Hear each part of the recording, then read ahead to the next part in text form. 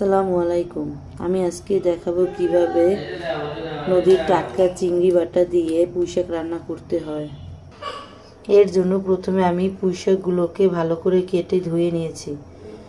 আমি এখন আজকে শিল পাটায় চিংড়ি মাছ বেটে এটা রান্না করবো। এর ভেতর আমি একটা আলু দিয়ে দিয়েছি।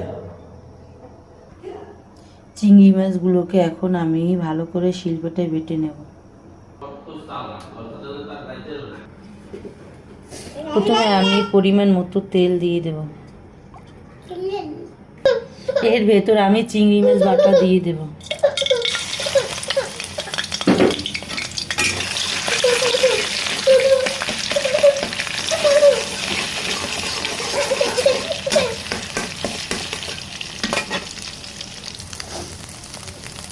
এর ভেতর আমি পেঁয়াজ কুচি কাঁচামরিচ দিয়ে দিয়েছি। এখন এটাকে ভালো করে নাড়াচাড়া করে নেব।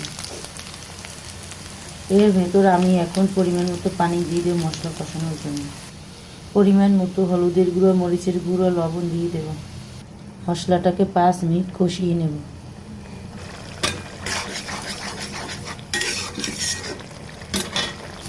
এখন আমি পুঁইশাকগুলো দিয়ে দেব রান্না করার জন্য। পরিমাণ মতো পানি দিয়ে দেব রান্না করার জন্য। এখন 5 মিনিট ঢাকনা দিয়ে ঢেকে রাখবো সিদ্ধ হওয়ার জন্য।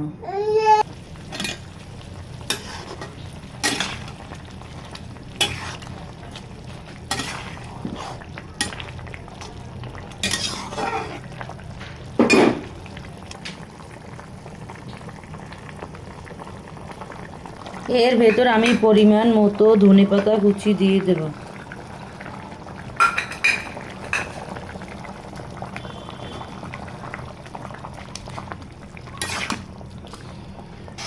চিংড়ি মাছ শিলপাটায় বেটে পুঁইশাক আলু দিয়ে রান্না করলে এটা খেতে খুবই মজা হয়ে থাকে। আপনারাও বাসায় এভাবে রান্না করে খাবেন।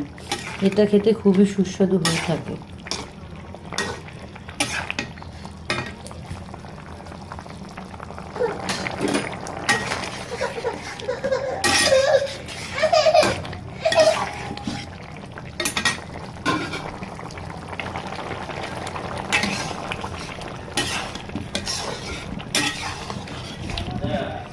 দেখেন আমার পুঁইশাক রান্না শেষ। এটাকে আমি ঝোল ঝোল রান্না করব, তাহলে এটা খেতে মজা হয়ে থাকে। এখন আমি এটাকে নামিয়ে নেব বাটিতে।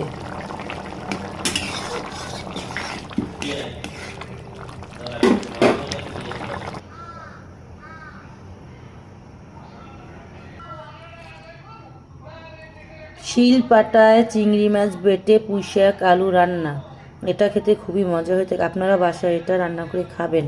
আমার রান্না ভালো লাগলে লাইক কমেন্ট শেয়ার করে দেবেন এবং চ্যানেলটাকে সাবস্ক্রাইব করে দেবেন। আসসালামু আলাইকুম।